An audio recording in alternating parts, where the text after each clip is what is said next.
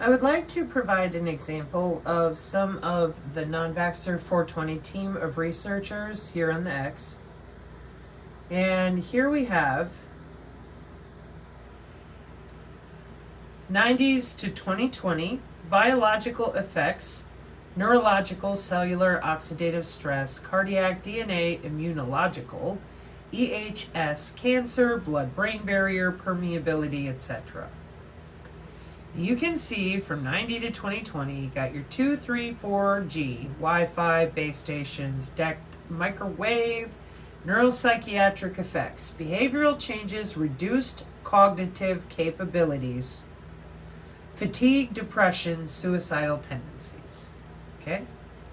Now from 2020 to 2025, it says 5G, micro plus millimeter waves. 20 gigahertz, chemical weapon, beam forming, targeting, that's right, graphene, nanotechnology, neurological implants, vaccines, anesthetics, wireless technology interactions.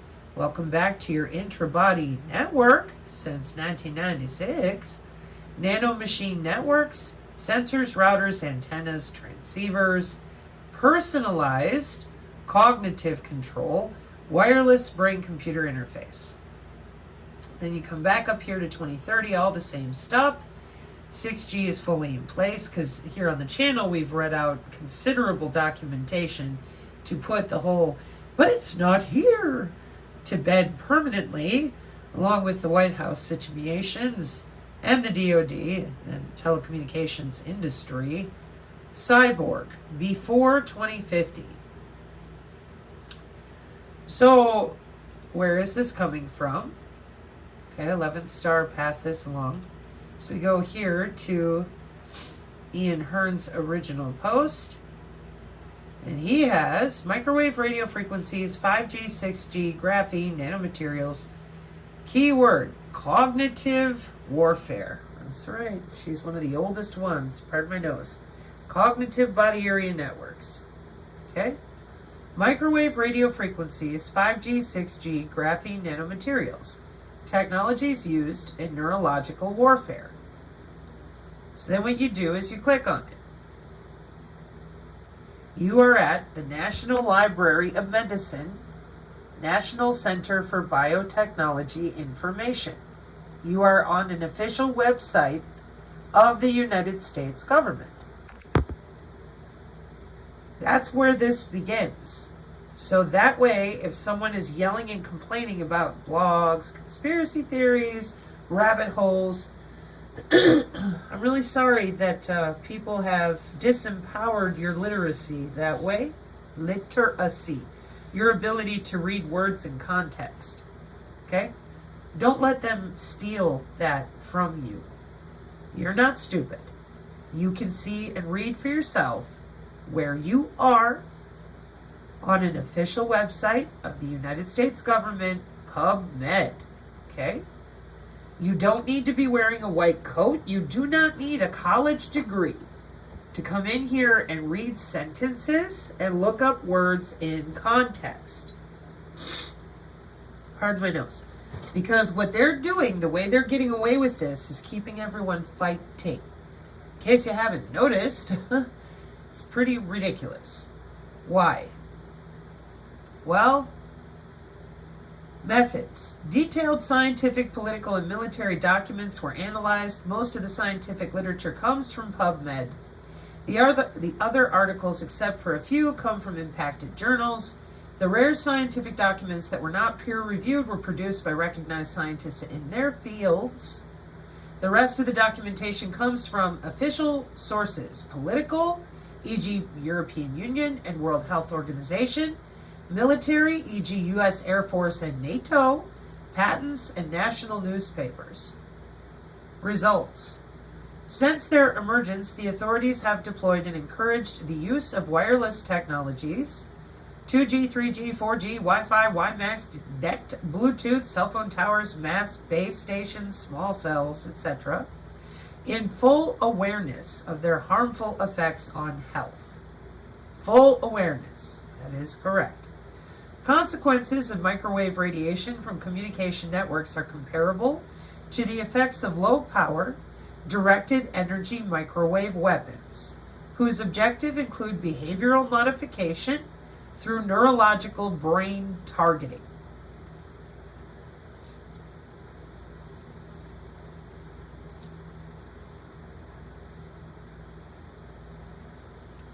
This is that moment where we often tell you, let that sink in. That's why I started up here to remind you again, you are at an official website of the United States government called PubMed Central for the National Library of Medicine at the National Center for Biotechnology Information. And then all the... You sound like a bunch of turkeys.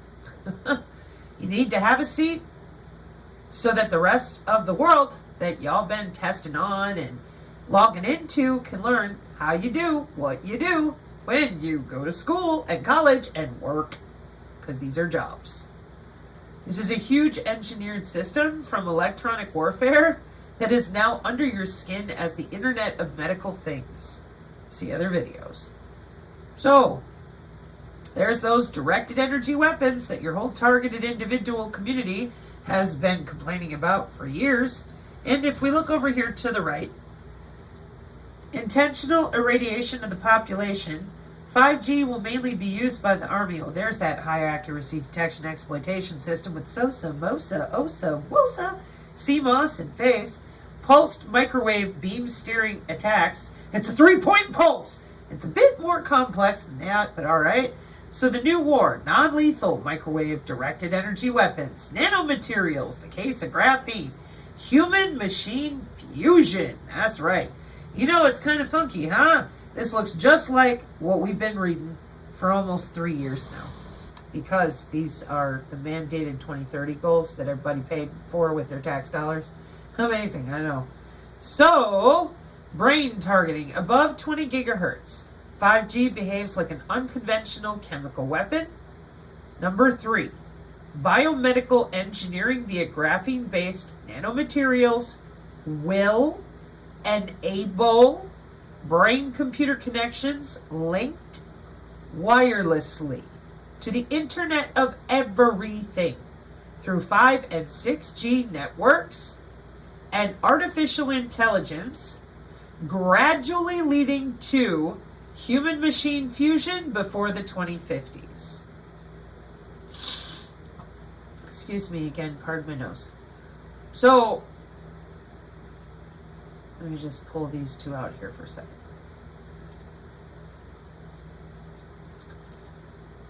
The people that are on the X, like Ian, Ryan Sikorsky, 11th Star, Sal, this is what they are forwarding, okay?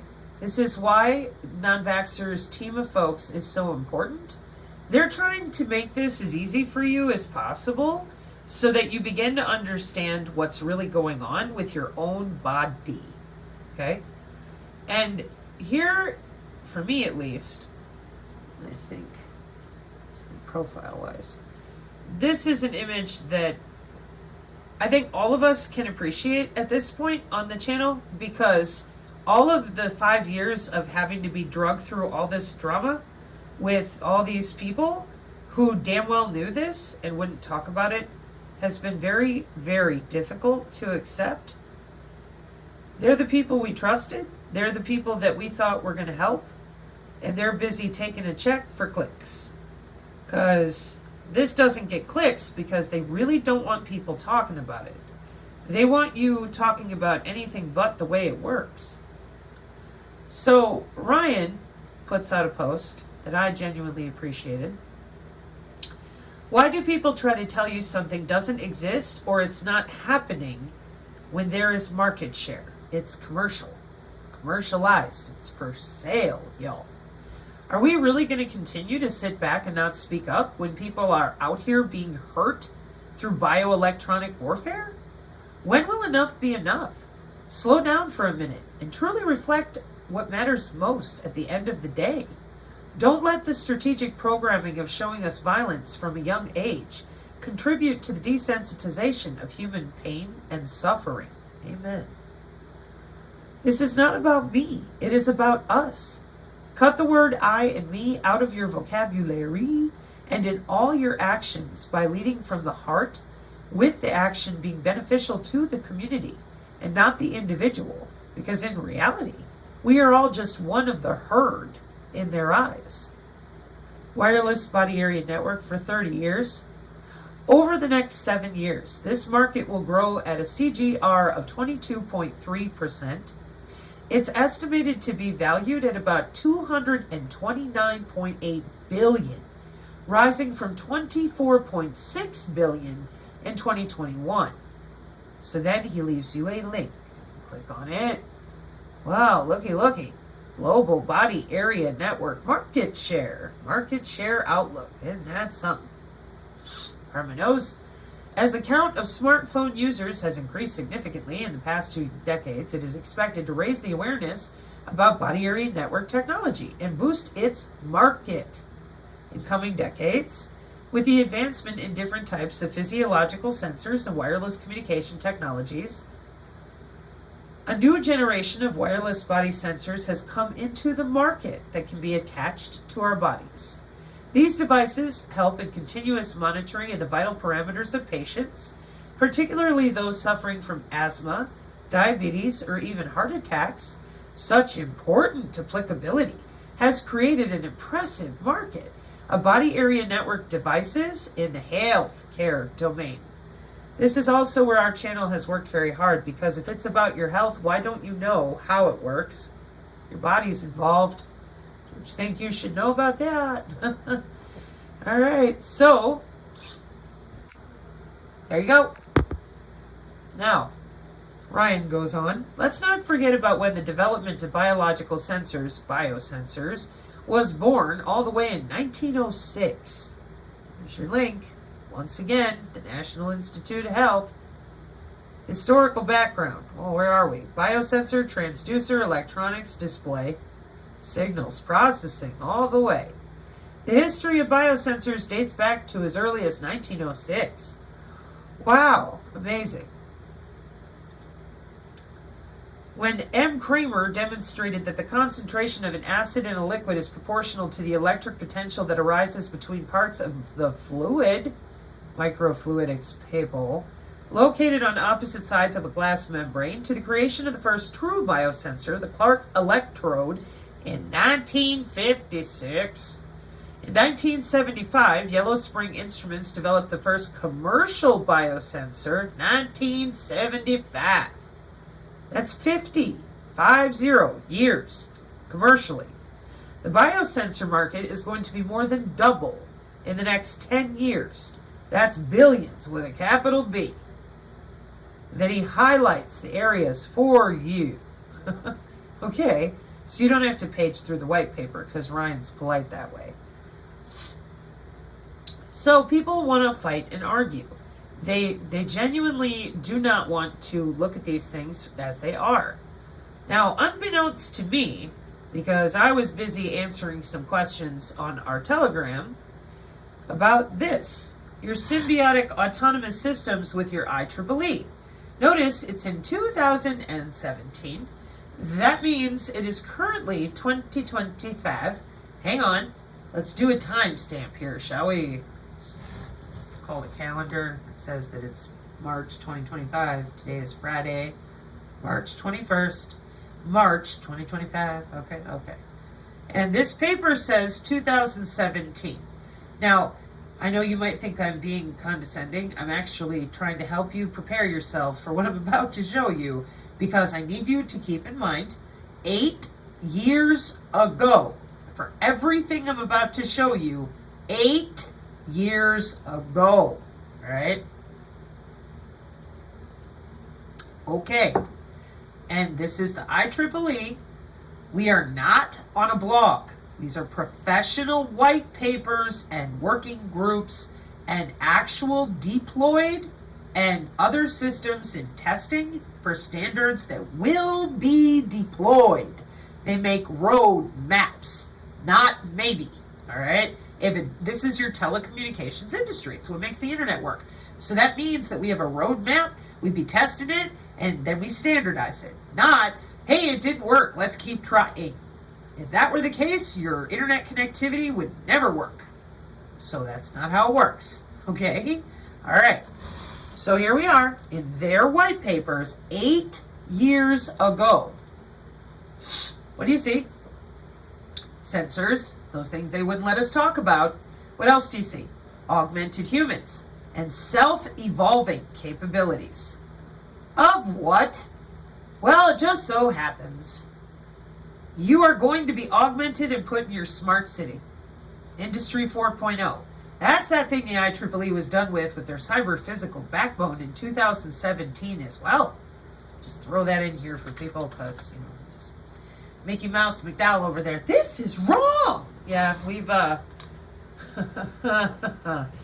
blockchain people know all about what I'm showing you and that there was never any point in sending letters unless you're a stakeholder. System-wide collaboration and information-driven interaction among the stakeholders of the value chain. Therefore, your cyber-physical systems are expected to empower the transformation of industry and business at large to a digital, adaptive, networked, and knowledge-based industry with significant long-term impact on the economy, society, environment, and citizens. 8 years ago. Done. Already present.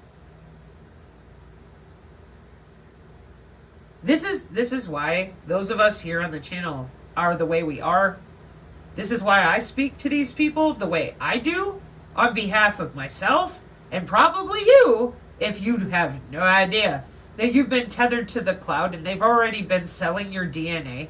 It's commoditized. I'm not kidding. So, worse than that though, they're going to turn you less biological and more machine. You will be bonded with machine. That's been the plan. 8 years ago. Full on. Hit that gas pedal. No, I am not kidding. Now let me pull up the picture here so that you can have an idea of what I mean when I say gas pedal all the way. This is why we've been showing the human augmentation is not going on in some dark underground base. It's going on at hotels and universities for 15 years. Welcome to the University of Illinois, Chicago with data from the human going to the cloud, the little air molecules following the human around, and talking to other augmented humans with the quantum technology of wireless sensor networks. The wireless, your Wi-Fi, coming through your bone. Hey, hey! Welcome to being the new 6G, Soylent U. Instead of Soylent Green, the tower is you. The DNA storage is your blood and tissue. Wow, isn't that something? You make an incredible antenna. But they couldn't tell you 8 years ago. Okay, 8. What are we looking at here? Well, you're about to find out, because I'm going to read some of it to you again. Because you started out over here as a human, then you got your smartphone, then your ambient backscatter, all these sensors, cameras, CRISPR-Cas9, and the technology is being seamlessly added into you as you breathe and drink water and eat food, because they love you.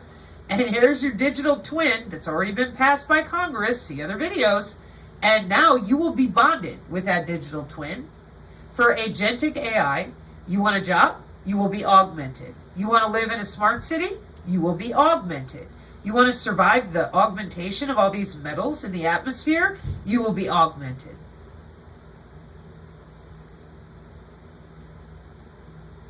$8 years ago. Because this is business. You are not underground in a bunker. You're dealing with your international electrical and electronics engineers with symbiotic autonomous systems. See, symbiotic sensors that are made out of you, your own blood, bone, and tissue, adhesing, combining with synthetic biology, metamaterials, and the artificial intelligence, overwriting your own cells, mandated by your governments worldwide. They would never, they love us. This stuff is so old.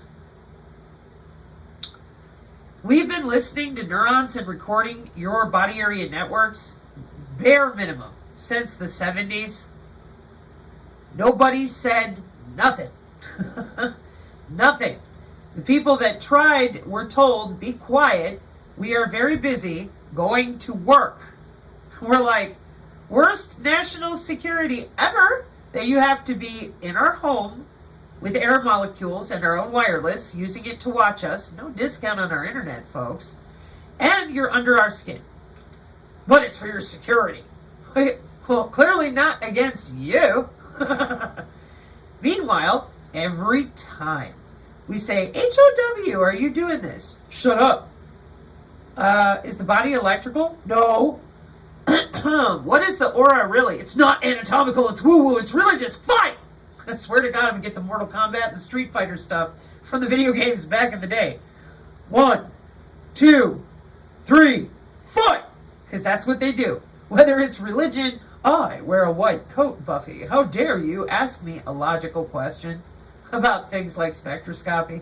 That is, can we talk about the Riemann resurfacing and the Raman spectroscopy? Can we please talk about the crystallography, given our molecules and our phasia are crystalline in nature? It's the way the molecule is shaped. Hello? Nope. And then, of course, the religious zealots pit them against the consciousness peddlers. Fight! But I love aliens. That's great. And no matter what you believe in or what you think, that doesn't change the 6G, the 5G, the mesh networking, the golden dome, electronic warfare, drone warfare. Your belief system ain't going to change that. This is business, market share, and industry out there. All right. So while the rest of us were over here going, this cannot be happening, the crazy Canadian was up in Canada begging Karen Kingston and every single one of your microphones, please talk about the biodigital convergence. Like, this is a problem. You keep telling people all these bits and pieces, but there's this thing. You took all our tax dollars for this for 20 years of cognitive neurology. Yeah, cognitive neuroscience. And you keep telling people really weird crap. We got to talk about this because of that right there. No, I don't. No, quantum dot. So he tried and tried and tried, and everybody wouldn't talk about it. And then he ran into me, and I was yelling at people. I'm like, I cannot believe that you're not telling people, Marine Corps. What are you doing? This is horrific. This is human rights violation all over. No, it's not. No, Sabrina, you don't understand. See, we've been executing a plan. Sorry. We've been executing a human augmentation strategic implications project.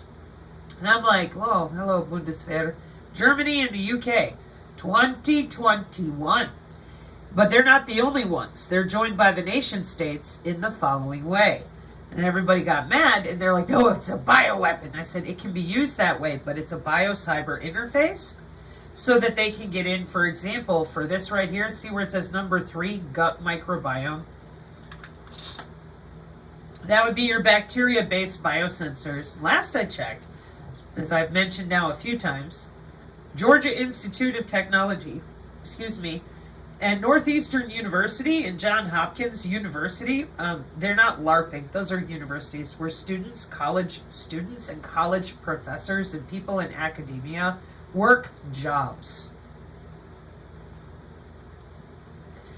This is why here on the channel, these distinguished universities all over the US with the Panacea Project, yeah, that would be bacteria-based biosensors implanted in the human body for the early detection of infection. That would bring us to Professor Achildes and all sorts of IEEE and bio-nanothings groups. But for my purposes right here, right now, I'm trying to point out to you that these are literally jobs, college students, and deployment with an international infrastructure of the cyber-physical revolution. Human 2.0, you are to be bonded with machines. And this is really important for you to understand, whoever you are, because the first thing you're going to scream is, what do I do, right? I mean, isn't that what everybody be thinking? They're like, good Lord. Well, we have to continue on here for a bit before you can assess your situational awareness because of all the different misinformation out there. Okay, so you got your gut microbiome. Then there's all the remote ways that they're getting in and out of your body that they've been practicing, all right? We cannot wait for the ethics of human augmentation to be decided for us. There may be a moral obligation to augment people, particularly in cases when you lie about a big virus that's going to kill grandma. Here's your donut.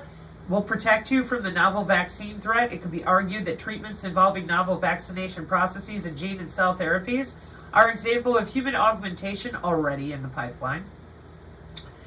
The need to use human augmentation may ultimately be dictated by national interest. Countries may need to develop and use human augmentation or risk surrendering influence, prosperity, and security to those who will. National regulations dictating the pace and scope of scientific research reflect societal views. The future of human augmentation should not, however, be decided by ethicists or public opinions. Governments will need to develop a clear policy position that maximizes the use of human augmentation in support of national prosperity, national safety, and national security. Governance in Western liberal societies and international institutions is already unable to keep pace with technological change, and adoption of human augmentation will exacerbate this trend. National and international governance will be challenged by the myriad of implications of adopting human augmentation technologies. This could lead to a new arms race and inter- and intra-state tensions if not carefully managed through early and regular dialogue. Economic forces will have a strong influence on human augmentation development, and they may not be in the best interests of society. The private sector can employ more resources and have greater organizational agility than state institutions, meaning that they will remain at the cutting edge of human augmentation research. Enhancements will be highly profitable, and companies are likely to focus on human augmentation that is lucrative rather than that which is of most benefit to humanity. The tension between states, societies, and market forces is nothing new, but the consequences of mismanagement can be more severe in the case of powerful human augmentation technologies. The reliance on personal data to enable human augmentation will pose significant data security and privacy challenges. The frameworks to secure this data will have to be both national and international in nature, biosphere, y'all, ensuring that it is easily shared and used for common good, but also well protected. Welcome to the biotech age in the life sciences, and they are not worried because, as I have tried to explain, this has already been done. This is not something that is a gonna. This is something that is already here. Are emerging as the latest battle. This particular video I've been showing to people because this gentleman is very clear about the human augmentation that is already here. Thursday, 3 p.m. And just like that, you've been able to organize carpet cleaning while on your Sunday walk without lifting a finger. Now, this might sound like science fiction. A personal AI assistant that understands your needs and takes actions for you. Well, this exact thing is happening much faster than anyone expected. The core technology, from voice AI to automation tools, already exists. I've spent the last 2 years building and selling AI agents to businesses, and I've even built an entire SaaS platform for creating these kinds of AI agents. And from this experience with AI agents, the path from where we are now to this seemingly sci-fi future That SaaS platform is what I am showing you with symbiotic autonomous systems and your agentic AI. I've just described has become crystal clear to me. Over the next decade, we'll witness a complete transformation in how you live, how you work, and how every business operates. In a world where everyone is so stressed about AI and automation, with mass layoffs dominating the news, understanding what is coming and the path that lies ahead for us is a superpower. And in this video, I'm going to give you that superpower. And behind us is 200,000 years of slow biological evolution as Homo sapiens, as a species. And ahead of us is this explosive technological enhancement and the birth of a new species of superhuman. And so this video isn't about just surviving, it's about thriving in a world where humans and machines merge, where AI... And he's already been working on those SaaS projects for 2 years. And I will leave this link here. This is Liam Otley, 2 months ago. Okay? He's out there teaching people. Agentic AI, AI agents, adhesing with your AI. That's your good friend, your digital twin. Yup. So while all this business is going on for the bio-digital convergence, okay, over here, 8 years ago, definition of symbiotic autonomous systems, technology evolution. Because those Agenda 2030 goals to augment you are coming from, apologies, that's what I was going to show you again, for your brain's reference. When we see the Agenda 2030 goals, most people have no idea other than this picture right here. Bio-digital convergence, Agenda 2030. Greta is crying, the planet is dying, do what we say. What is human augmentation? Shut up, you're crazy. Unless you're using agentic AI, then it's okay. Are you augmented? Then it's okay. You can go to a hotel, you can get a job. But if we're testing on you against your will, we call you crazy, you're a targeted individual, now you're, blacks injured, and before all that, SRA, blah, blah, blah. We're never going to talk about that research and development. We're not going to apologize for it. We will not offer you health care, but we will augment you. Yeah, come on in, get a few more shots. We're going to make you less human, more cyber-physical, because that's what we're doing to everybody for national GDP, national security. And where we are right now is we are over at the IEEE SAS, what he was talking about, symbiotic autonomous systems for agentic AI. Here we are with the IEEE, and we're over here in human augmentation, for real, 8 years ago. Okay? And humans are not listed as humans in zoos. No, no, no. The symbiosis of artifacts, which I just looked up for the channel tonight, with humans will move by little steps and has already begun. Prosthetic hands, it's always the paraplegics, and part of their increased functionality stems from the autonomous nature, sensors, of those prosthetics. When we pick up an object, several control systems are at work. The decision process involved is quite complex and involves the cooperation of different systems. Sensorial, touch, sight, motion, decision-making at the brain cortical level, fine grading coordination by the cerebellum, immediate response by the spinal nodes, and more. Okay? Embedded Internet of Things devices are also becoming more common. Think of sensors to monitor chronic pathologies. Wireless drugging, folks. Smart drug dispensers like insulin pumps and home-connected devices. Now, before I go any further, there's something a definition that I want everybody to know. What is a smart artifact? An everyday object that's been digitally augmented and connected to that Internet of Everything to improve its capabilities or introduce new functionalities. Think of it as a regular item like a lamp or a chair, but with added smart features like sensors, memory, and the ability to communicate with your furniture, your smart fridge, your carpet, and your air molecules. Hopefully they're not on crack, because we needed this. Okay. They're not, it's not here. Welcome to the 6G that is already deployed all around you. Okay? All right. Back to our paper. So, those Internet of Everything smart artifacts, welcome to augmented humans, human 2.0, and transhumanism. Embedded Internet of Things, I need my insulin pump, and your wireless drugging where they log into you, the remote yetis, known as doctors, remotely logging into your body to do to you what you're going to agree to. Whether you like it or not, the AI will tell that doctor what to do.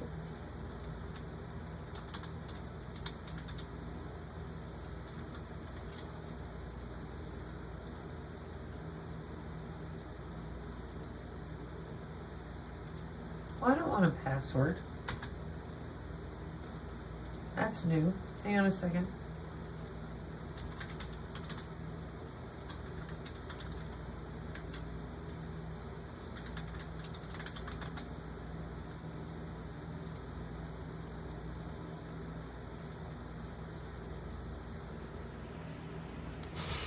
Siemens Healthineers, what is a digital patient twin in healthcare? The digital patient twin.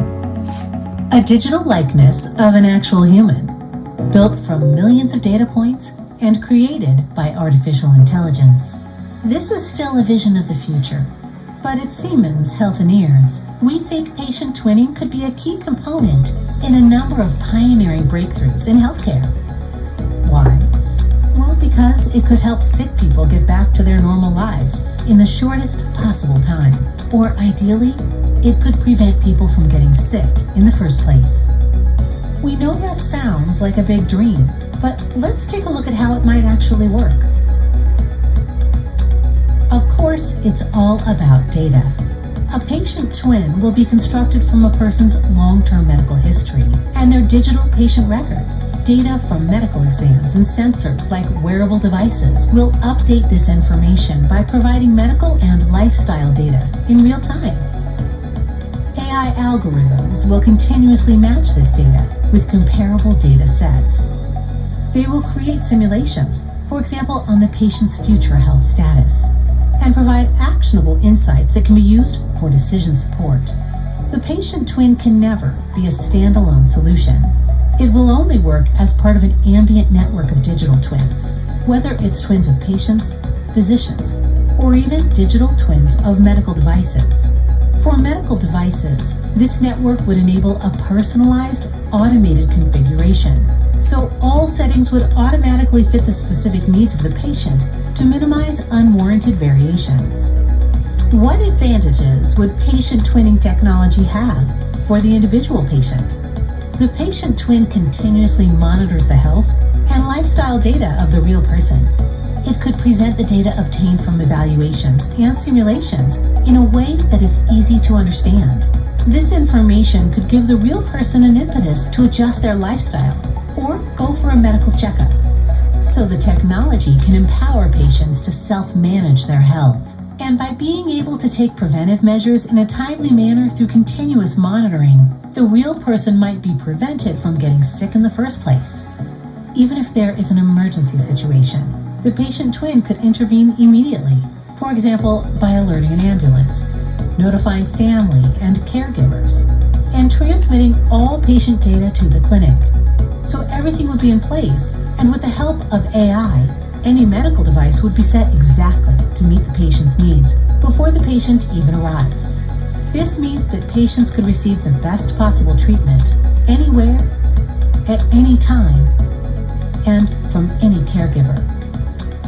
A patient twin could also support caregivers. For example, it could offer physicians clearly displayed information about their patient's health condition and provide actionable insights for decision support. So physicians could arrive at an appropriate diagnosis and targeted treatment options for each of their patients, based on the precise data from the patient twin that allows automated configurations of medical devices. Even remote intervention supported by robotic technologies may be possible. Always, of course, under the constant supervision of real-life experts.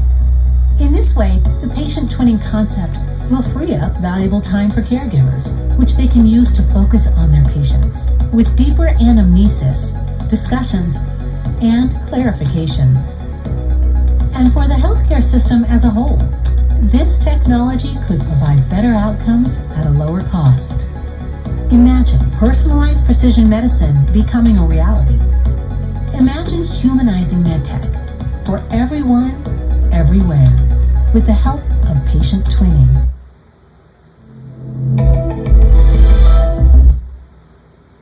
This is at an industrial scale.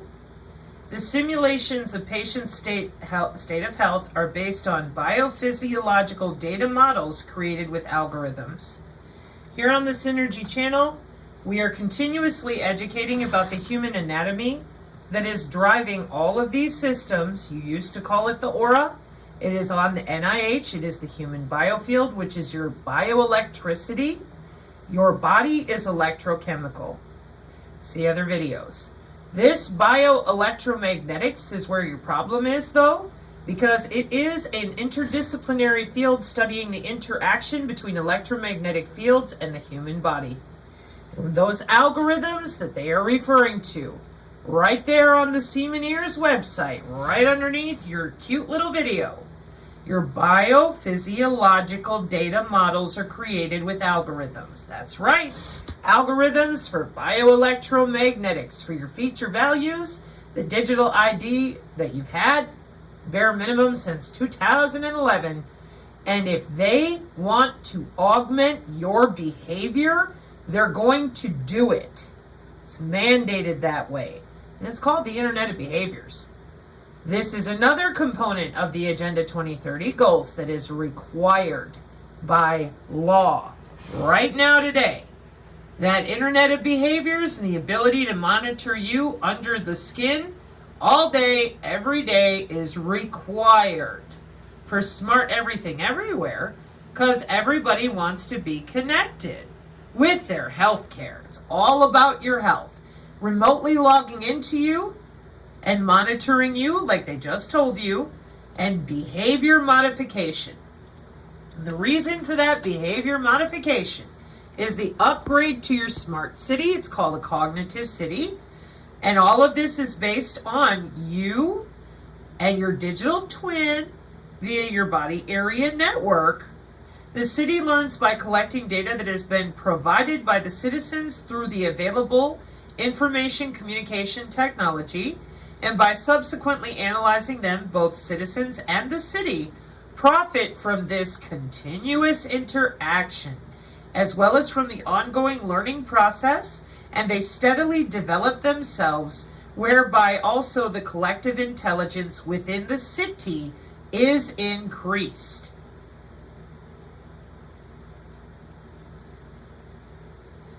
The most important component of all challenges of a city are the citizens themselves. Therefore, it is important to include every single inhabitant in the urban development process.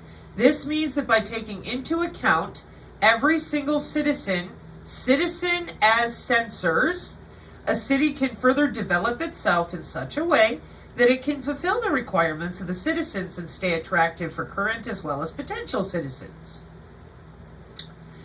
Only a collaboration between the city and its citizens make a successful urban development possible. Interaction between citizen and city. On the basis of the collected data, the city is able to see which topics the citizens engage with.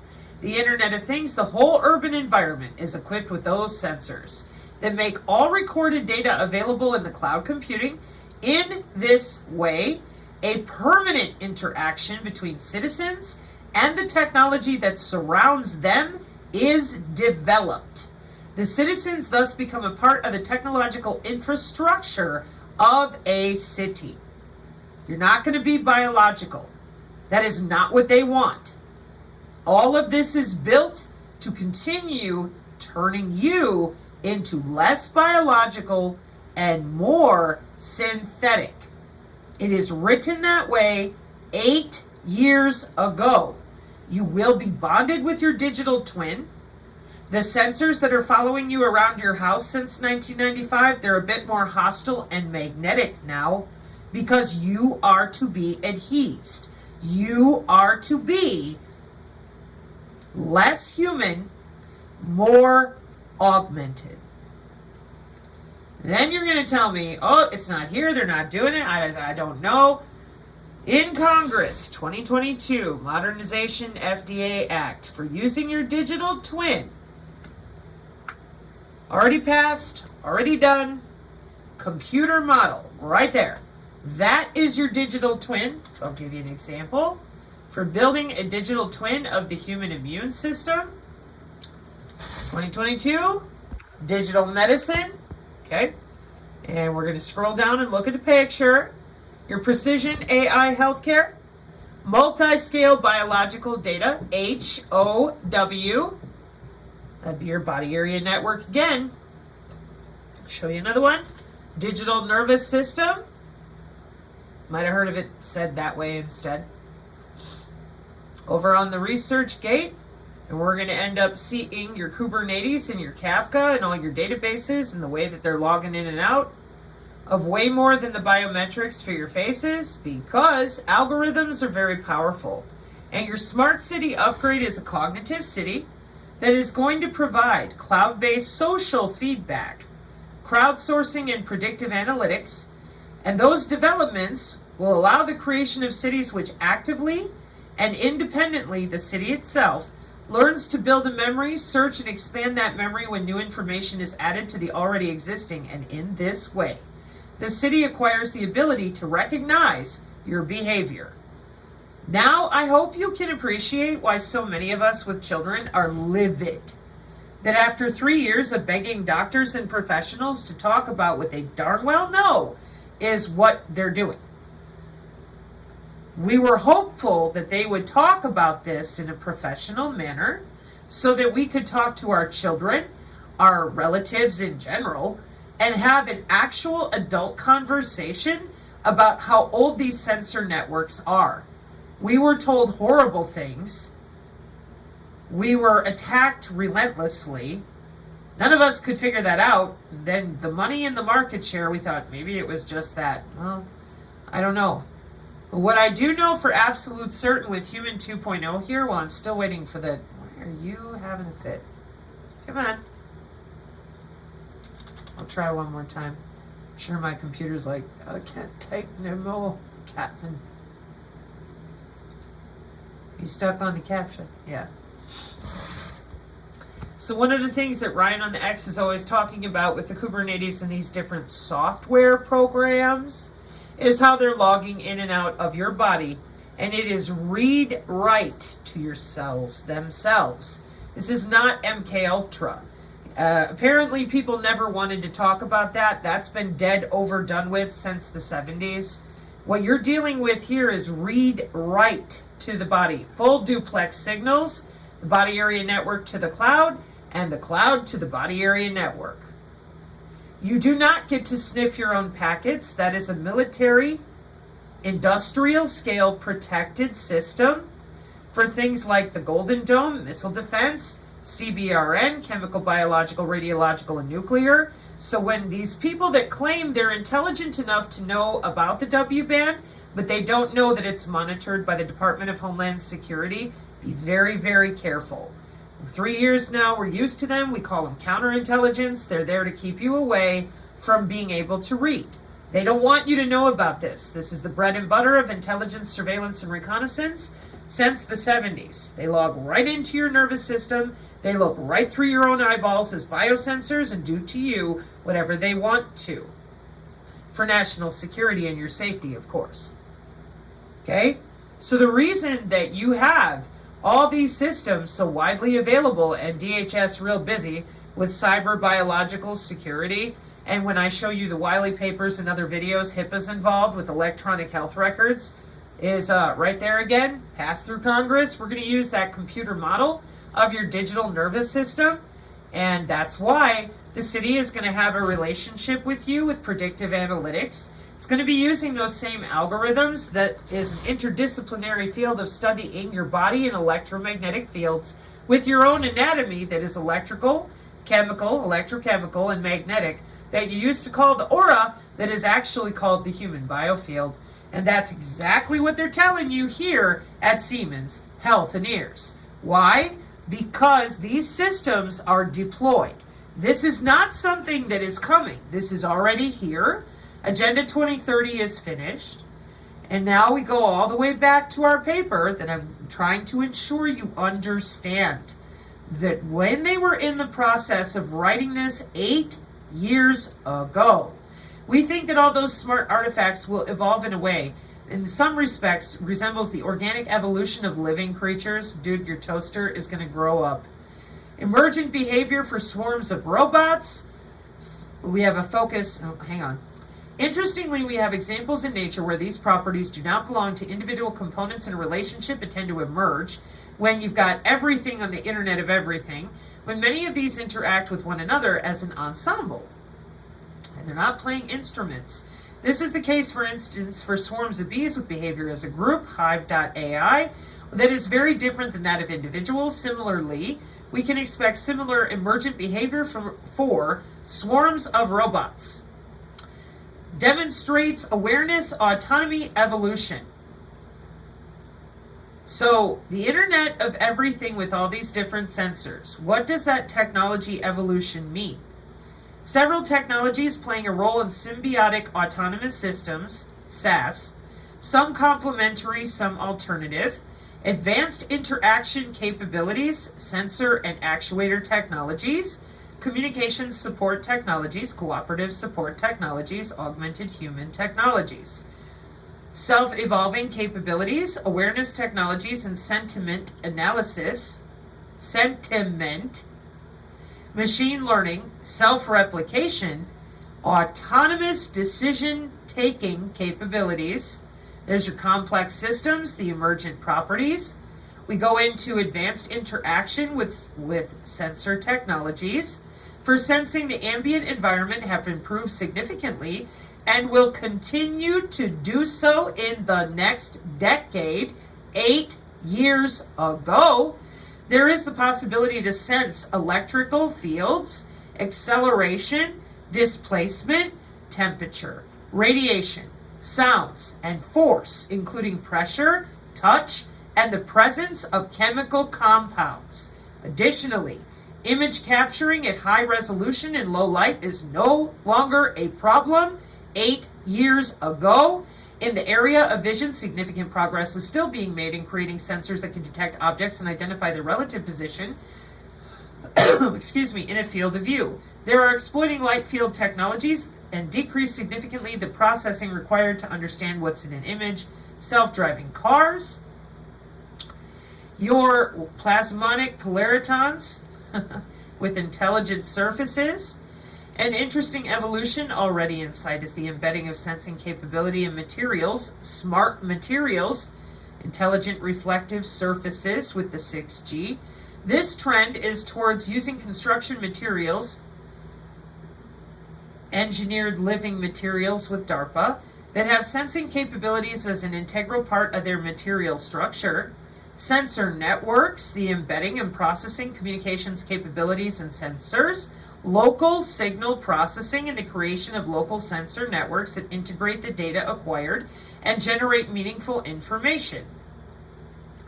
Bio-based sensors, the direct or indirect use of living cells at living cells and their manipulation to acquire specific characteristics has led to the creation of sensors leveraging living material like bacteria and algae.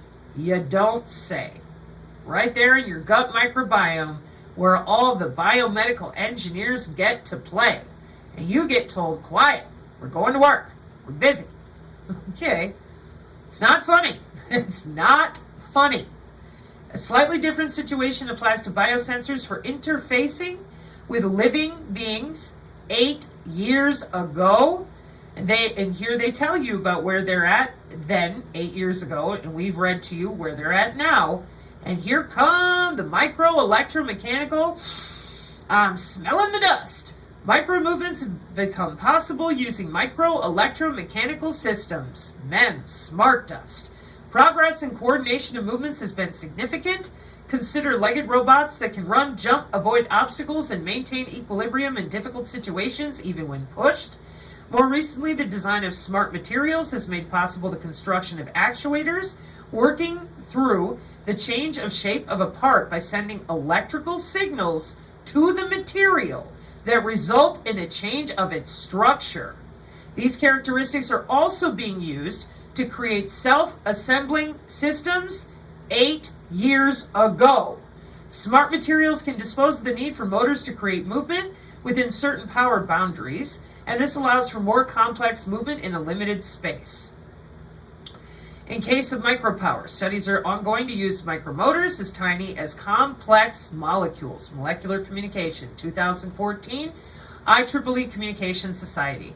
These may find application for drug delivery at the cell level or for microsurgery inside blood vessels. In perspective, these may become rudimentary autonomous systems, although within a very well-defined ambient sensor network. In biointerfaces, optogenetics has become the leading technology based on the introduction of specific gene-to-gene modification to make a cell responsive to a specific light wavelength, and by using optical fiber reaching the vicinity of the cell, it is possible to stimulate specific behavior at the cell level, usually neuron, 8 years ago. Then CRISPR-Cas9. Communication support technology. The increase in processing capacity has made possible the management of multiple communications channels. That's your DKIM, and that we're always talking about with the MAC IDs and the data link layer, biological layer 0. This is reaching a maturity with terminal devices, systems, able to manage a broad spectrum of frequencies at the same time and make autonomous decisions on which frequency to use. Autonomous, machine to machine, no human involved. Systems that are running themselves with their own AI under your skin. Welcome to your new precision AI healthcare. This management of frequencies will be leveraged in the next decade by 5G. 8 years ago. Autonomous systems use both internal and external communications, and the advanced management of spectrum provides much more flexibility for these communications. In many instances, autonomous systems will keep their external communication activity to a minimum. They will need to capture or sense what is going on and react accordingly. This sensing may be seen as a form of implicit communication. Likewise, their behavior or reaction to a changing environment is a sort of implicit communication toward other systems in their proximity. Need for interoperable parts, action-driven versus goal-driven, sharing goals, cooperation as emerging behavior. 3.1.5, augmented human technologies. Humans have benefited from several augmentation technologies over the centuries, from tools to increase their manipulation capabilities and their strength, to devices to extend their senses like microscopes and loudspeakers. This progress continues by providing augmentation that is more effective and that is becoming seamless, invisible, and integrated in the human being.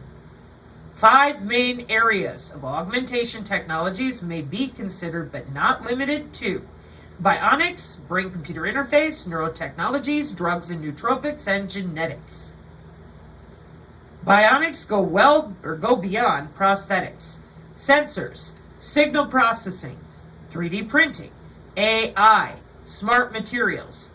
From deficit care to augmentation, so if you're so disabled you can't function, you get augmented. From wearable to embedding it under your skin for them to remotely log in. Opening new sensor pathways. Augmentation can also take the form of providing new senses, like the possibility to detect magnetic or electrical fields as some animals have. You are never going to get your biofield to yourself. That is not in the cards. This has been our point the entire time. Under our skin for 30 years, and for the last 5 years, nobody could say a word because this is industry. You were not given a choice. And they're already there, whether you took the shot or not. Chips can be embedded under the skin to detect electrical fields and convert them into signals that can be perceived by the person. Through specific training, the person can become able to detect these fields. Notice that this augmentation opens the door to increased communications capability. As an example, one could have a chip detecting Wi-Fi fields and decoding messages carried over Wi-Fi, converting them into specific sensations. A guard can become aware of the presence of an intruder by receiving a radio signal that generates the sensation of unwanted presence, felt like a twitching in a muscle in the left hand. Different level of twitching may mean the presence of one or several intruders. This potential military application may turn into mass market application targeting shopkeepers to let them know that a customer has entered the shop or that a customer is standing still for a certain time looking at an object and may need help. This form of augmentation is converting an incoming stream of data that would not be perceivable by our senses into one that can be perceived by transforming the media, i.e. a radio wave, into tactile nerve termination stimulation. Through training, the person will be able to determine the meaning. This conversion sometimes occurs in the brain of a few people, synesthesia, where a sensation picked up from a sense like an image from the eyes is converted into a complex perception of the brain. As an example, a person reading a series of numbers and feeling them as spatial points, or a person reading words and feeling colors in places of letters. Bionics, brain-computer interface. Biological brains, including ours, process sensory data from biological sensors. The processing may result in the activation of parts of the body, like muscles, to communicate or flee, or may just result in a change of the brain state, memories and learning, explicit and implicit at a macro or micro level. The only possible way to get data into the brain was to stimulate the senses.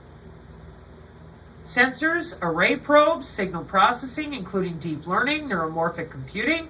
These are all familiar things to those of us here on the channel. Seamless brain-computer interface. Industrial industry is growing. Neurotechnologies, fuzzy border between science and science fiction, courtesy of your transcranial magnetic stimulation. Chips for brain implants to augment memory and processing are now emerging, with at least one having been demonstrated in limited human trials. Although solutions are not in sight, issues related to brain augmentation through neurotechnologies are being debated. Then they bring up Elon Musk. It will also remain to be seen if placing a chip inside the brain for its augmentation would make more sense than the alternative establishment of that seamless connection between the brain and the internet with their sensors, thus BCI versus the neurotechnologies. Because we don't need to put a chip in your head. We got DARPA, and there they are. That's going to be your non-invasive N2 and N3. Then you have drugs and nootropics for augmentation, which most people know about with biohacking, CRISPR-Cas9. Genetics as a cure, leveraging big data, and genomics. More things we've been reading about here on the channel. Genetics for augmentation. Where, Sabrina, where? Oh, on that same page with the human augmentation that everybody just can't get over because we don't know why. Right up here, genomics, proteomics, metalomics, transcriptomics. They take a brain connectome is like a wiring diagram of the brain, and then they take a transcript of all the changes that they're doing to you for themselves, for their databases and their libraries, to play with the genome of where you live. It's called shotgun metagenomics. They're going to play with the whole community, not just you in your house. Sensor-based epidemiology monitoring. They got it all. 8 years ago, bacterial genetic modification for human augmentation, self-evolving capabilities, autonomous systems. Again, learning from living organisms, biomimetics, awareness through cooperation, more of that. There's a lot of cooperation going on. On the rise. Collective learning, hitting the market, peak of expectation, more self-replication. This is a huge paper with your injectable mesh electronics, nootropic viruses, autonomous decision-making capabilities, complex systems technologies. 5G is a complex system. Several domains like smart cities, healthcare, and production processes are becoming complex systems. The drive of telecommunications operators to manage in a rigid way. The 5G network, also understandable in terms of limiting its complexity, may fail, given the rise of the edge flare and their evolution in a chaotic way. That's your Brownian motion, your biophysics, and the way that they're handling their graph math. So, several domains like smart cities, healthcare, and production processes are becoming complex systems. Notice that while a complex system is in a way complicated, the difference is that complication is an essential characteristic of a complex system. And here comes the molecular communication that everybody wanted to fight about. 5G is a swarm-like infrastructure due to the routing, and autonomous systems operating in a symbiotic relation, such as microbots embedded in a living being, will need to make decisions. In the absence of a coordinator, using a completely flat hierarchy in the decision-making process will be an emergent property of the symbiosis. Studies of nature where these emergent properties are usual, like bee swarms, starling flocks, and even brain decision-making processes, are leading to an understanding of basic rules that can be coded into single autonomous systems and their components to give rise to intelligent decision-making processes 8 years ago. Which is why the agentic AI for the last 2 years with that other gentleman is so easy. Section 4, scenarios in the vertical fields of application. In this section of the white paper, a few scenarios of operation of symbiotic autonomous systems are presented to provide an understanding of the latitude and impact that can derive from them and to stimulate a discussion among a wide constituency. Well, everybody but you and me.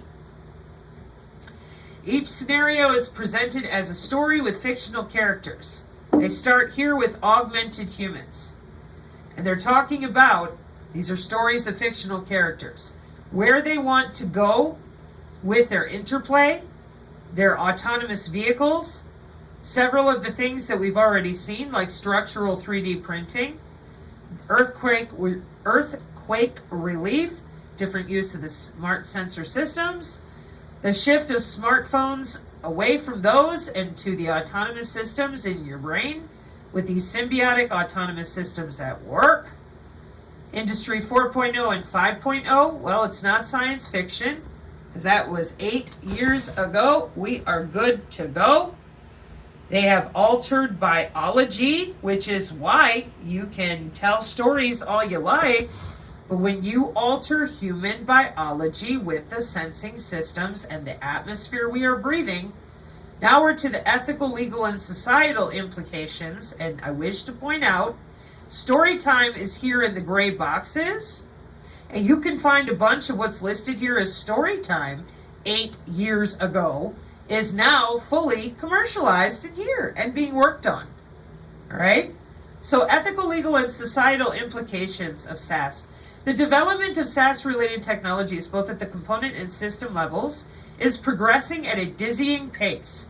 Advancements in computing and processing power combined with sensor and software technologies in robotics and AI domains are fueling the exponential growth and feasibility of such system of systems becoming commonplace in the near future.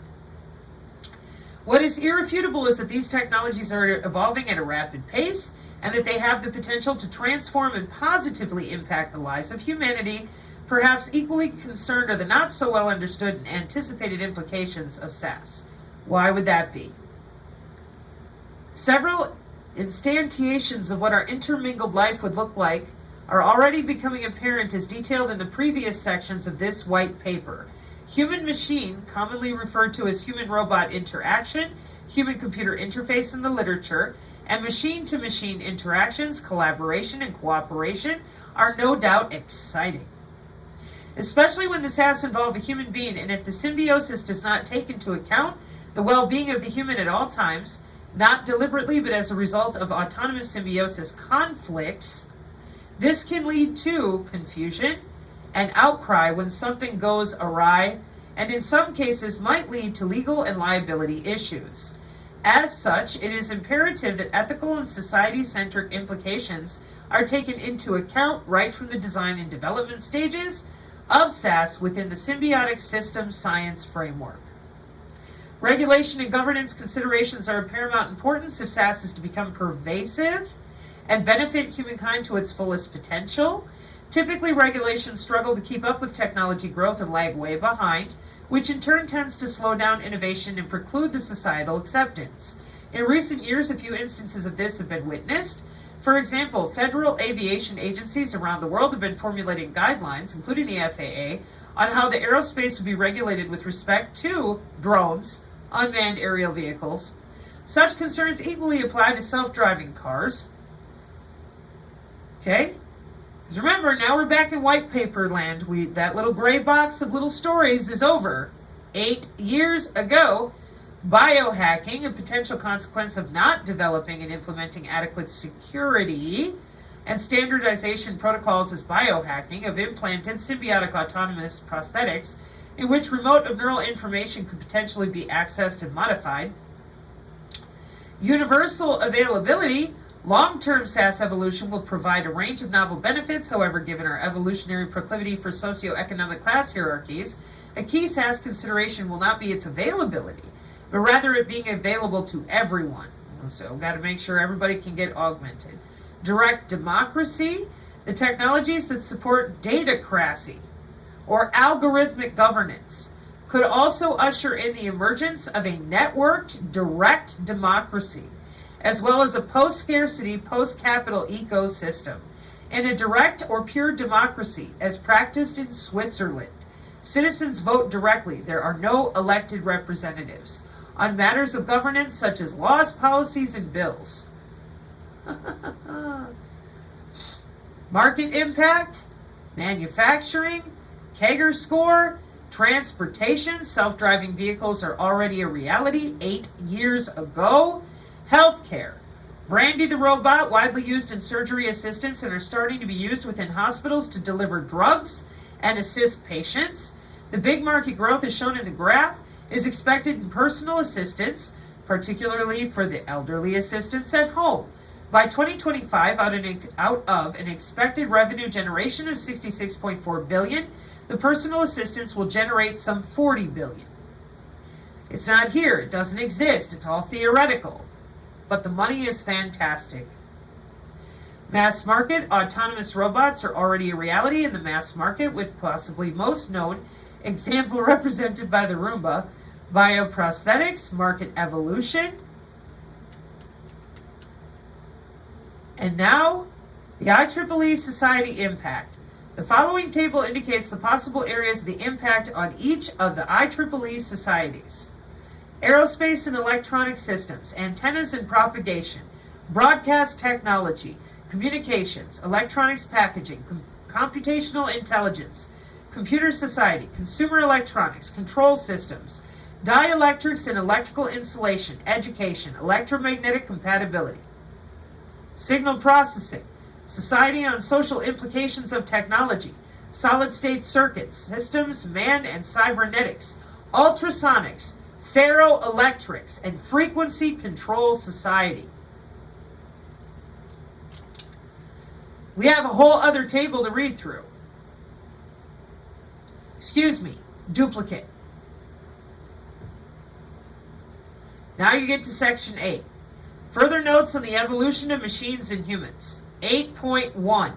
The evolution of machines.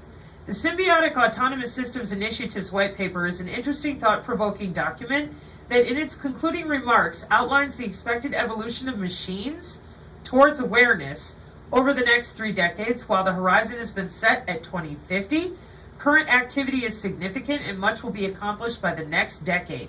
8 years ago, clearly it is difficult, perhaps unreasonable, to make predictions over such a time span.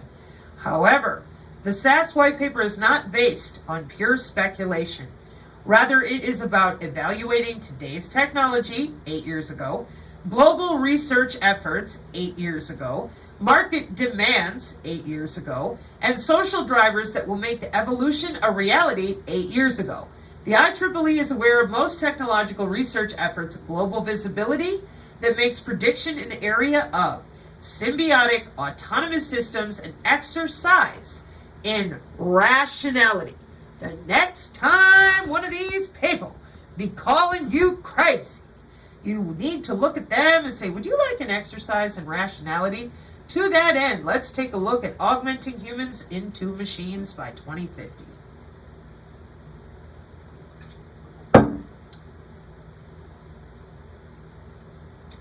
Eight years ago. Did you ask anybody? No. Do we have loads of bodies and maimed people for now 30 years of you doing this to everybody nice and quiet for yourselves? Yeah. And you still won't let us even talk about it with our own family members? Yeah. Dear God. Does anybody out there, seriously folks, honest to goodness, do you have words to describe the level of disrespect, inhumane, egregious human rights violations? Holy crap. We know better than you. We're just going to turn your cells under your skin, in your body, into something else. From the inside out. And we're going to tell you it's all your fault. The aliens are coming and wait on Jesus. Meanwhile, back at the SAS initiative of an exercise in rationality, machines are becoming continually smarter thanks to the ever-increasing processing capability, access to large storage for local and remote data, sensors and communications. We have cars that have shown the ability to drive autonomously. In short, while the basic technology for self-driving cars exists today, it is neither completely practical nor affordable. In the next decade, this context-aware will become more and more generalized and, most importantly, affordable, not just for cars. The Roomba. We are already noticing a number of devices that are interfacing directly with us, primarily in the medical space. Getting information on our status and acting in consequence. Insulin pumps are becoming smarter, providing the exact dosage by measuring the glucose directly in the body via smart contact lenses now in Google and Samsung labs and most likely in other research labs to detect the sugar level in the tears and communicate it to a chip that can autonomously deliver the required amount of insulin. In the next decade, 8 years ago, these devices are likely to become proactive, analyzing and predicting behavior in order to deliver insulin before the blood sugar level becomes too low or too high. Biointerface machines will allow them to connect to nerve termination, the metabolic system, muscles, our senses, and even directly to the brain, hence. An evolution that we can expect is towards augmented machines that are enhanced through the information provided by a living being, including, of course, ourselves. Again, we are seeing the first occurrence, although crude, of augmented machines and robots. Industrial automation robot that learn by watching people or in sensors, leveraging living cells to detect specific molecules. Of course, it can be said that tools are augmented by the people using them. In order to become intelligent, a machine, like living things, needs to pass a certain threshold of complexity. A bacterium is operational and in a way smart, but that intelligence is the consequence of millions of evolutionary steps over a myriad of generations. While not all machines will reach this threshold, some will aggregate into complex systems from which intelligence will emerge, because we need machine swarms. Both machine swarms and context-aware machines will likely take the further step of becoming machine-aware. The evolution of humans. Clearly humans have evolved. Nevertheless, we are now seeing an inflection point. Evolution is accelerating and technology is the root cause. A person with a physical disability can now use a prosthetic. More and more effective emulating the real thing and providing a full function restoration. Indeed, the goal of fighting physical disabilities and restoring functionality is driving the evolution of prosthetics in hearing, seeing, walking, and recently memory and cognition, exoskeletons, brain-computer interface, prosthetics again. Even with the goal of helping people with different kinds of disabilities is driving the evolution of prosthetics, the augmentation of humans through a seamless adoption of technology is not progressing as rapidly 8 years ago. As a species, we are already becoming internet-augmented humans, with the smartphone acting as a prosthetic device. Our memory and even our problem-solving capacity have expanded enormously. Really? Okay. Today we know the date of the death of Napoleon as well as the cubic root of 43,967 because they're just a few clicks away.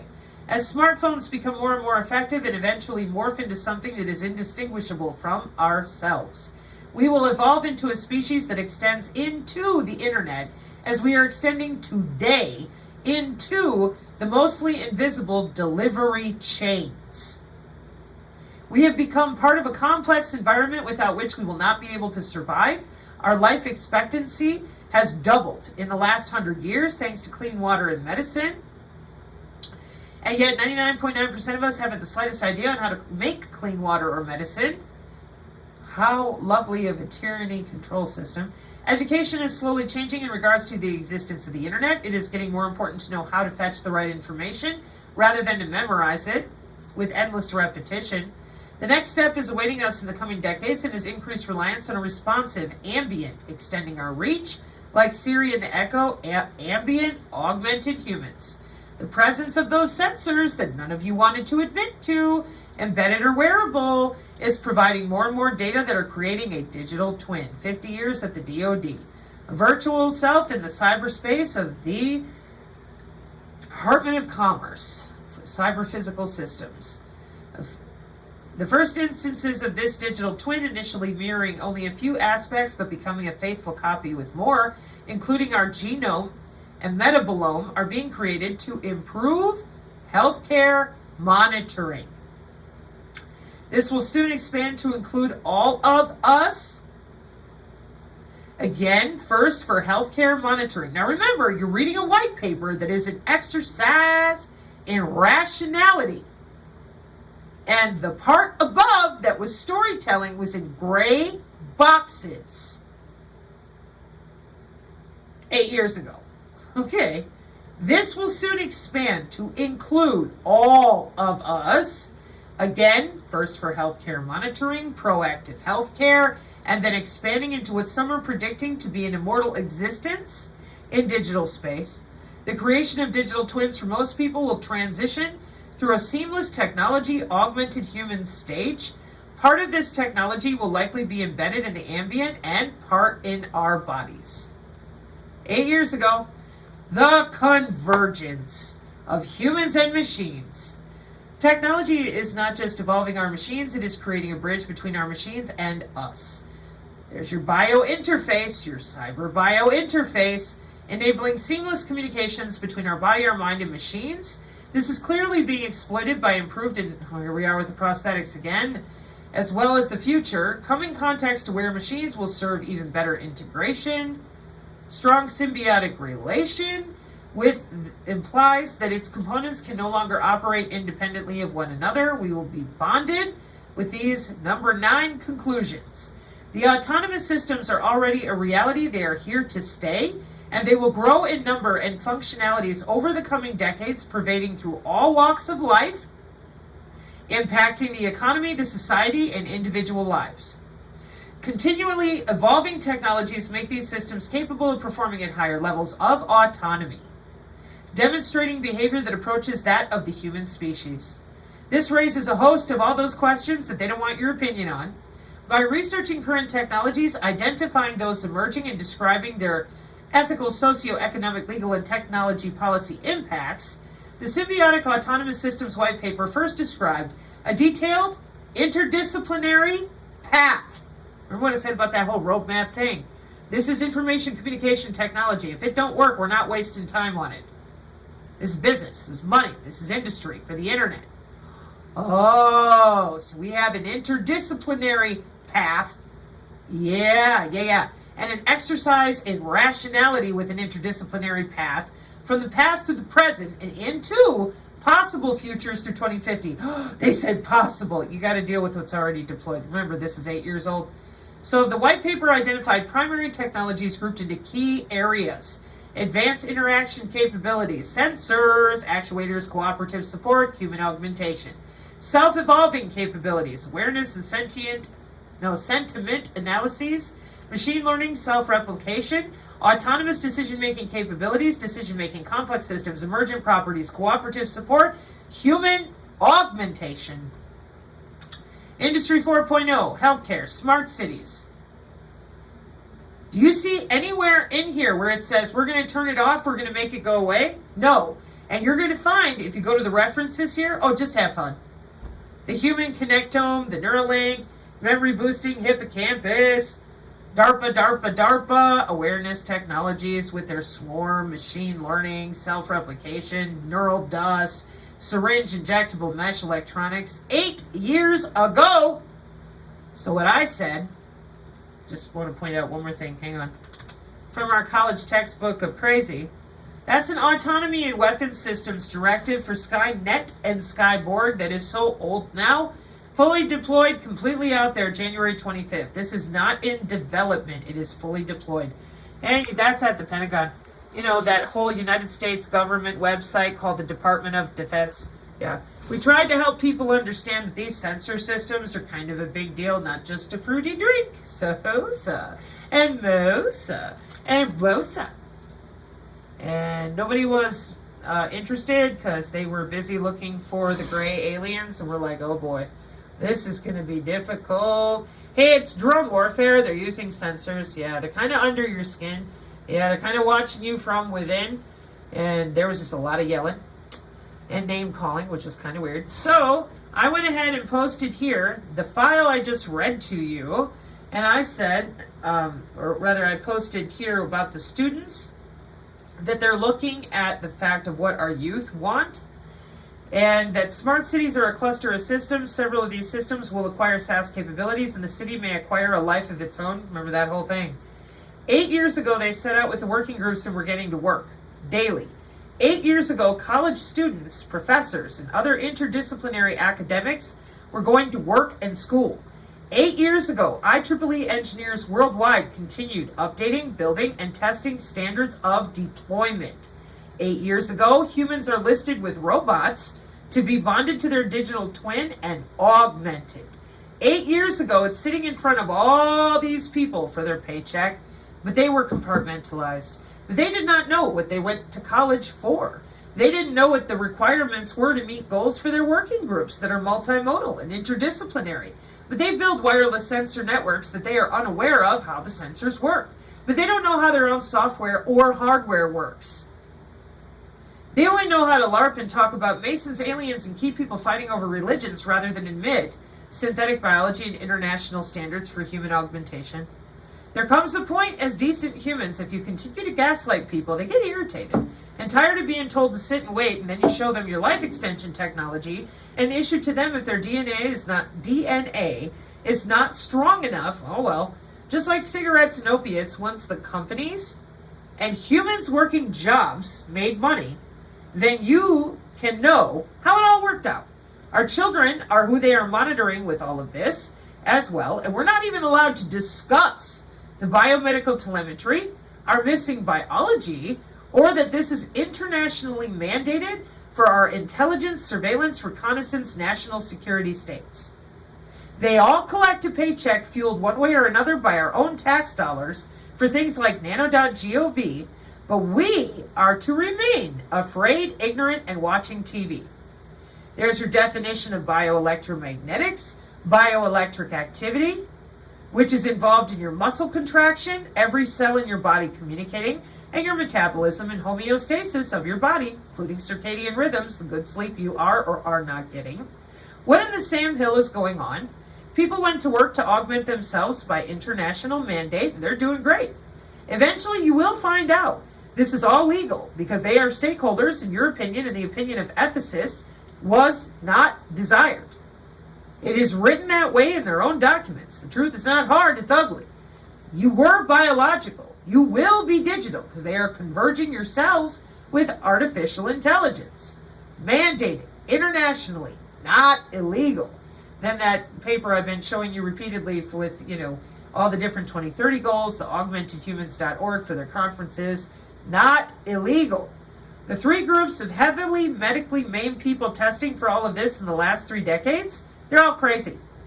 They're all nuts. You all know that. They're crazy. They're delusional, schizophrenic, manic, bipolar. There's something wrong with them all the time. Throw them in the psych ward, shut them up, drug them up. We're busy. What are you doing? Going to work, making money, making market share. Oh, now it makes sense. Don't talk about body area networks. That's where the money is.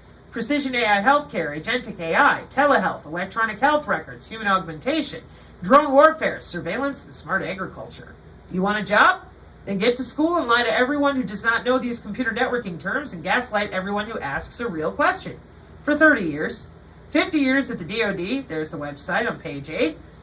8 years ago, everyone knew Human 2.0 was literally the only way to go. Either get to work or be electronically put out of wealth and health.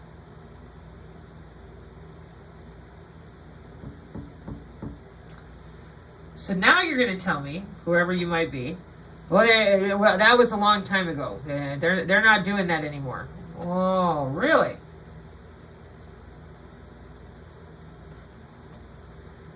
Oh, did you restart on me? Hope not. Well, I got bad news for you. They're doing fine. March 27th, 2023, towards symbiotic autonomous systems compiled and edited by those people. Starting in the second half of the last century, the widespread use of computers significantly changed the lifestyle of humankind. Since then, with the explosive and perhaps disruptive developments in digital technology, the Internet and the Internet of Things, and artificial intelligence have promoted growing interaction among humans and machines, with technology capable of extending human capabilities, augmentation, and making devices seamlessly interact with humans. In the longer term, there is a growing consensus that this will create symbiotic autonomous systems. Although this is a trend that will see maturity possibly in the next decade, research and industry interest are already strong, resulting in several concrete results ready to hit the market.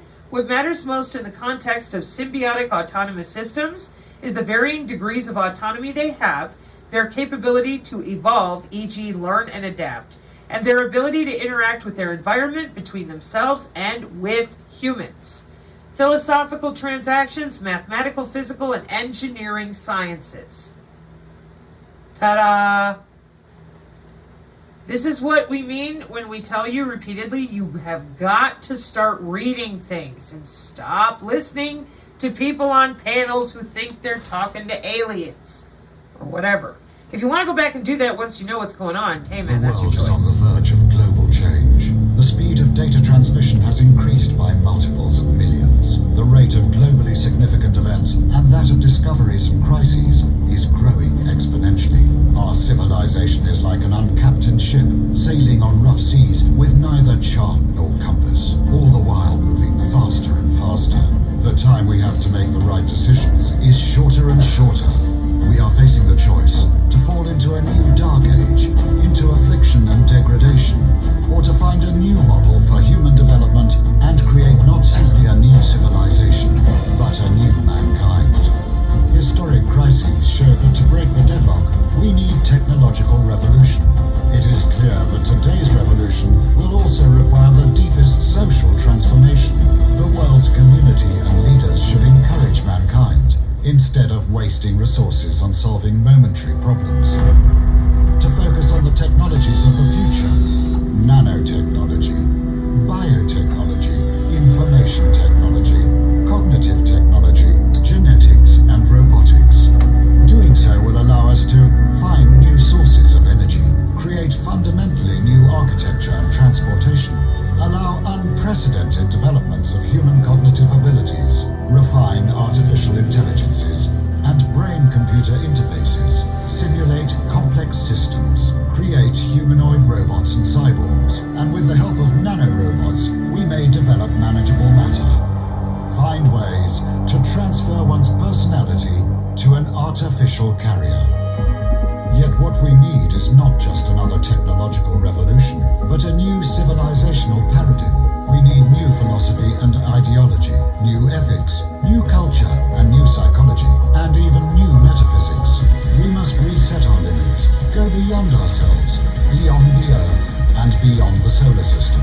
This is an adequate response to the challenges of our time. Thus, new reality and future man will arise. Okay, so this is from somebody's Kent's Daily Red Pill, and they're trying to explain that nano, cogno, all that kind of stuff. And our issue with this is nobody was asked, nobody was given a choice, and we don't have a legal framework to turn any of this off or do anything about it. There is no way to sue missile defense out of the sky or stop the smart dust revolutionizing sensor technology. Smart dust, the collection of those MEMS, micro-electromechanical systems, such as sensors and other devices, that can sense light, temperature, magnetism, vibration, or chemicals, among others. Typical smart dust consists of nanostructured silicon sensors, which can autonomously orient, sense, assemble, and report on the environment it is present in. Smart dust has the potential to revolutionize a wide range of industries, from agriculture and environmental monitoring to healthcare and defense. What can smart dust bring to the aerospace and defense industry? Which region will dominate the smart dust market share? Okay, but they quit, right? Nope. IEEE Sensors 2026. Here we are. IEEE Sensors 2026, intended to provide a forum for research, scientists, engineers, and practitioners from academia and industry throughout the world to present their latest research findings, ideas, and applications in the areas of sensors and sensing technologies. Did you slow them down? Did you tell them no? No. You said, we're good to go. Didn't ya? Yeah, because you've been busy going to work. Do you see anything here that says, no, we're going to let humans have a choice? Sensor data processing and AI, energy harvesting, of course. Sensor systems, signals processing, and interfaces are ever emerging technologies. Acoustic and ultrasonic sensors, sensor networks and IoT, microfluidics and biosensors, optical sensors.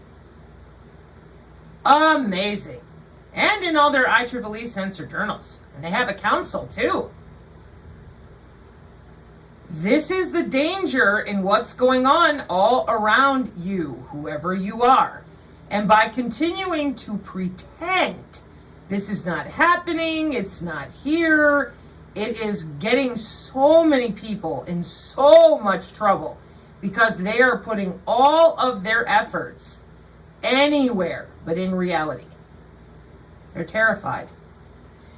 The experiences that people are having don't need to be terrifying, but they will not explain to people that you're already tethered to the cloud, that they are logging in and out of your body. They refuse. Now, I don't know why, and I'm hoping that it will change, but so far, Wiley, 2022, I posted this on the X as well. Functional nanomaterials in biomedicine, current uses and potential applications. Nanomaterials, materials made up of individual units at nanometer, have lately involved a lot of attention since they offer a lot of potential in many fields, including pharmacy and biomedicine.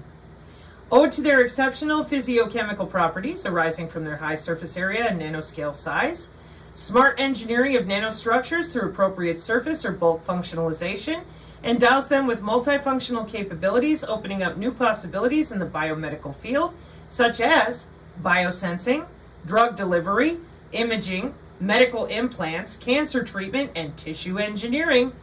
This article highlights up-to-date research in nanomaterials functionalization for biomedical application.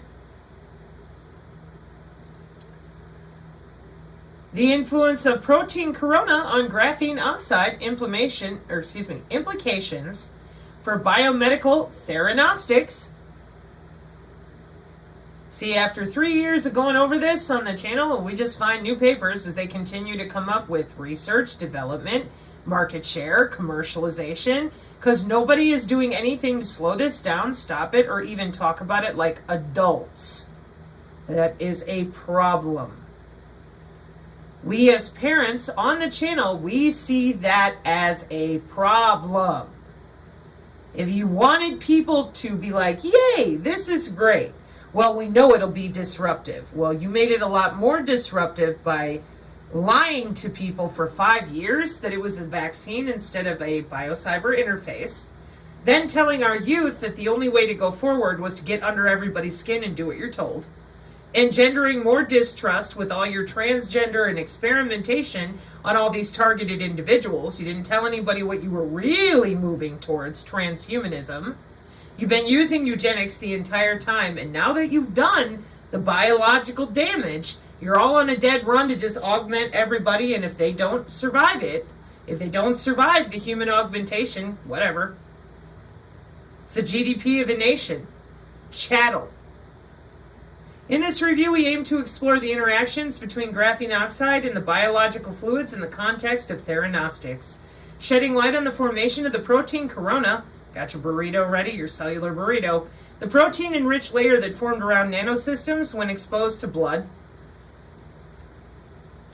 But you wanted to have circular arguments about what you could or could not see under the microscope. You didn't want to admit where the money is, was, and has been. We don't have all these colleges that are just pretending. So let's head over to the European Union, European Commission. Meet your digital twin, a virtual version of yourself. Our thinking digital twins are on their way. Ever thought of creating your own twin? Even if you did, was it going to live an entirely digital life? From cities to homes, we live in a world of digital replications. The concept was discussed in 2021. Digital doubles coming. For humans, we are not there yet. A human digital twin would incorporate a vast quantity of data about a person's preferences, biases, and behaviors, and be able to have information about a user's immediate physical and social environment to make predictions. But it shouldn't be too long. Renowned technology analyst told BBC the first versions of thinking human digital twins will arrive before the end of the decade.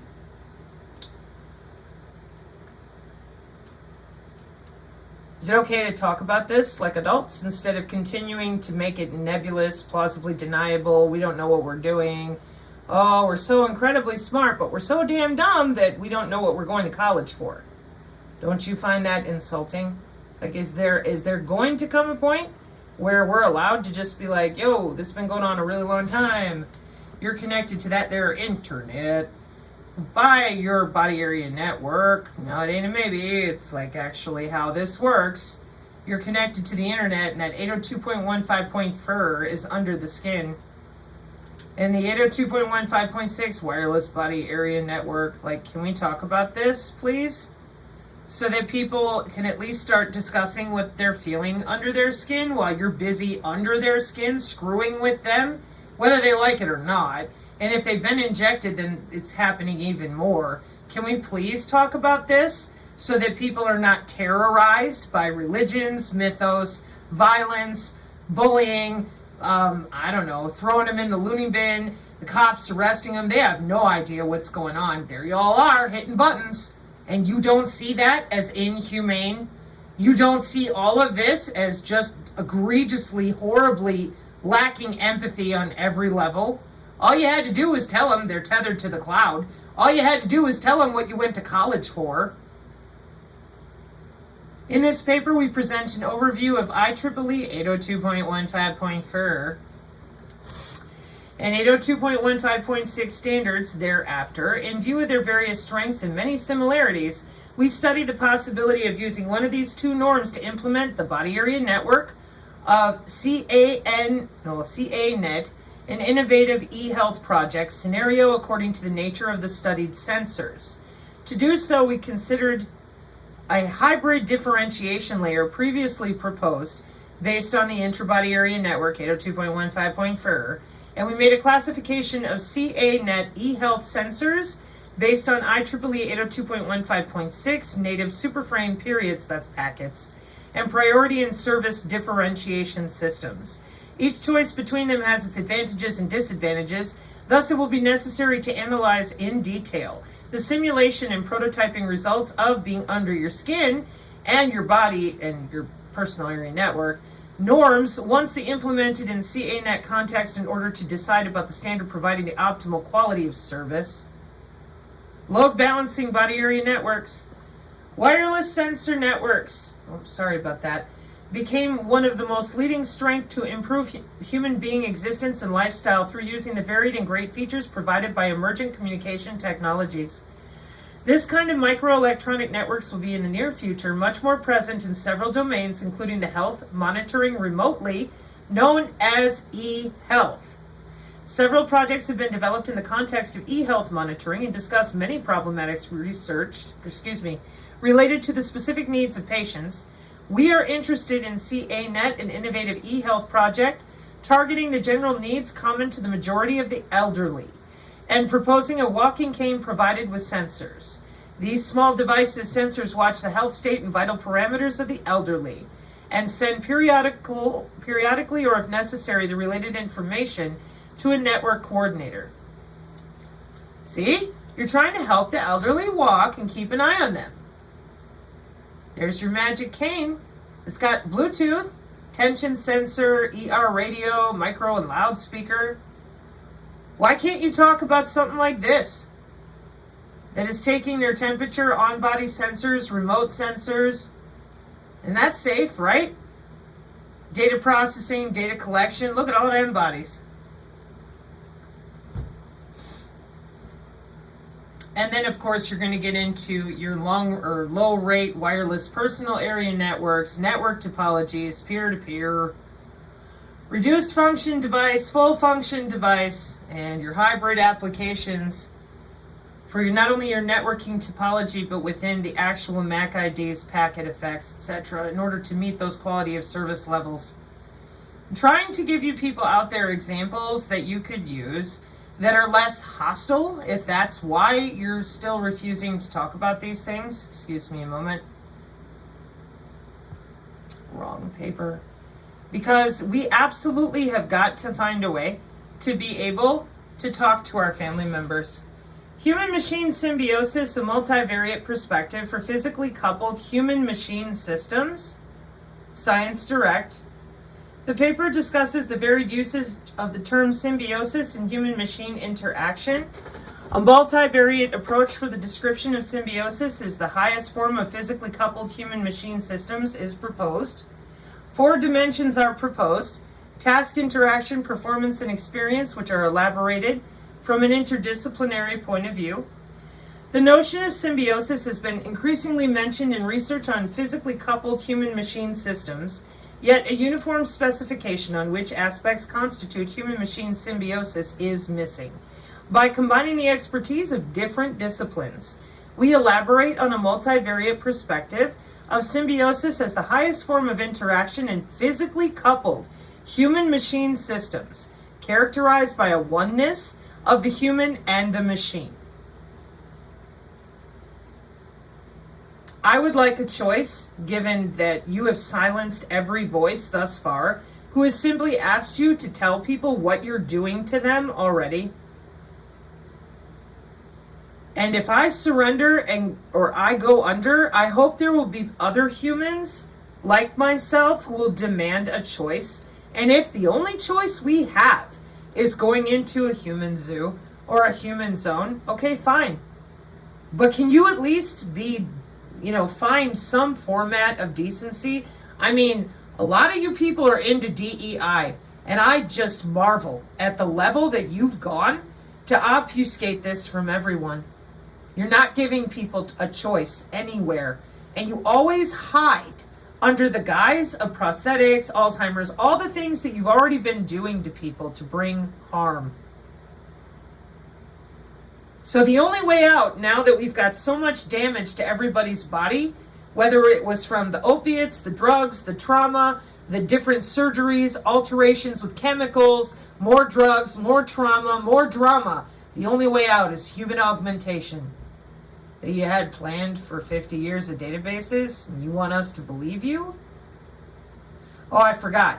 You're going to use the Internet of Behaviors, so believing you isn't a problem. You'll just augment people into submission by allowing the AI to electrocute them under their skin while they're in their own house.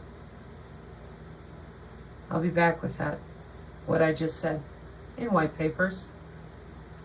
Mark 5:36, amen.